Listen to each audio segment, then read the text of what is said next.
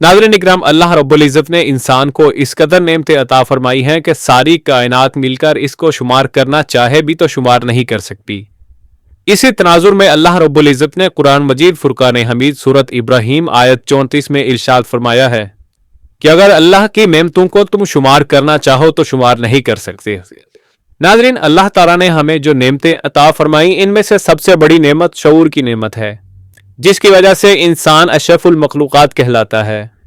क्योंकि सोचने समझने की सलाहियत एक ऐसी नेमत है जो इंसान को बाशऊर बनाकर दूसरी तमाम मखलूक़ात से मुमताज़ कर देती है। लिहाजा इसी सलाहियत के बेहतरीन इस्तेमाल की बदौलत ही आज इस ज़मीन का बासी मॉडर्निज्म के तकाज़ों पर पूरा उतर रहा है और अपनी ज़िंदगी की तमाम तर सरगर्मियों को कंप्यूटर डिवाइसेस की नज़र करने के चक्रों में है। लेकिन दोस्तों, इंसान की बढ़ती हुई ख्वाहिशात और टेक्नोलॉजी के बेतहाशा इस्तेमाल ने कंप्यूटर की स्पेस को भी महदूद कर दिया है। इसलिए कंप्यूटर में डेटा सेव रखने की बढ़ती हुई डिमांड ने माहिरीन को यह सोचने पर मजबूर कर दिया है कि क्यों ना कोई ऐसा आला बनाया जाए जो कम से कम जगह पर ज्यादा से ज्यादा डेटा स्टोर कर सकता हो। लिहाजा इसी सोच पर काफी अरसे की खोज के बाद जब साइंसदान कोई ऐसा आला बनाने से आजिज हो गए तो मजबूरन अल्लाह अज़्ज़ व जल की तख्लीक करदा डिवाइस को ही इस्तेमाल करने का इरादा जाहिर कर दिया। जी हाँ नाज़रीन, माहिरीन ने इंसान में मौजूद डीएनए को बतौर स्टोर डिवाइस इस्तेमाल करने का मंसूबा बनाकर इसमें डेटा को महफूज करने का तजुर्बा किया है, जिसके नतीजे में माहिरीन डीएनए के मॉलिक्यूल्स में डिजिटल डेटा शामिल करने और इसे वापस लेने में न सिर्फ कामयाब हो गए हैं, बल्कि इसे बड़े पैमाने पर मुमकिन बनाकर डीएनए को डेटा हार्ड डिस्क में तब्दील करने का भी इंकिशाफ किया है।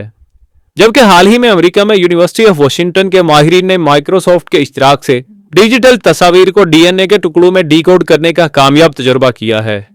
लेकिन साथ ही इस बात का भी इजहार किया है कि इस अमल को पलटाकर मालूमात वापस हासिल करना हकीकी चैलेंज है।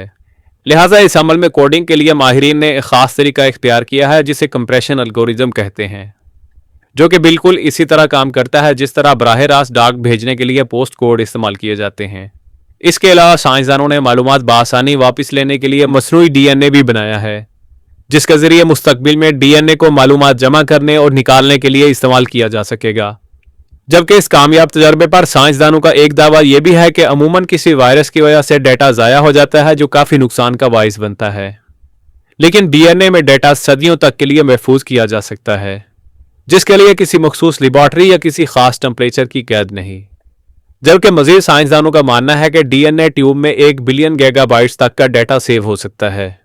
नाज़रीन मोहतरम, याद रहे कि अब तक साइंसदान सिर्फ इंसानी डीएनए पर तजुर्बा करने में कामयाब हुए हैं और डेटा को भी इंसान में स्टोर किया गया है,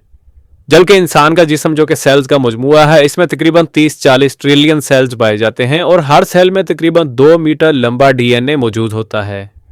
और अगर मुकम्मल इंसानी जिस्म में इसका हिसाब लगाया जाए तो तकरीबन ये 244 ग्राम के लगभग होगी, जबकि 1 ग्राम में 215 मिलियन गीगाबाइट्स डेटा स्टोर हो सकता है।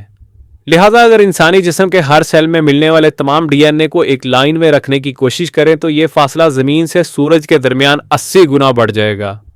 यानी एक सुपरसोनिक एयरक्राफ्ट जिसकी रफ्तार आवाज से 10 गुना तेज है और वो इस फासले को 1.25 सदी में तय करेगा।